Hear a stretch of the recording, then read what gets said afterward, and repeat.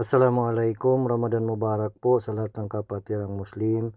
at alhamdulillah sapagkat kami ay nag-aantay na lamang ng oras o ng adan dito sa masjid dito sa Hamilton, New Zealand at nang sa ganun ay tayo ay magbe-break ng ating fasting at habang tayo ay nag-aantay tayo ay magdua, hilingin natin kay Allah Subhanahu wa Ta'ala kahit anong dua na tanggapin nawa ang ating mabubuting gawain sa buwan na ito sapagkat ang pag-aayuno ay obligado ito sa atin bilang isang mananampalataya o bilang isang Muslim sapagkat iniutos ito sa atin ng ating tagapaglikha na si Allah Subhanahu wa Ta'ala sapagkat sinabi ni Allah Subhanahu wa Ta'ala na ya ayyuhalladina amanu kutiba alaikumusiyam kama kutiba la'an ladina min qablikum la'anlakum tattaqun,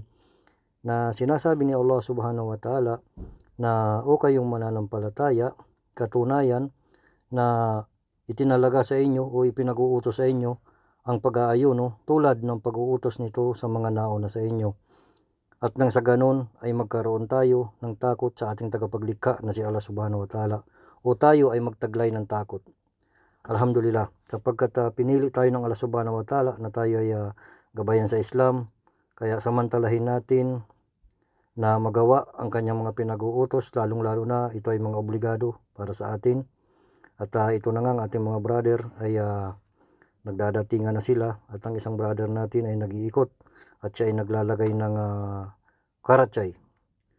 Alhamdulillah, biyayaan nawa ng Allah Subhanahu wa Ta'ala ang mga nagsusumikap na magsagawa ng paiftar na ito. At ang paiftar namin ay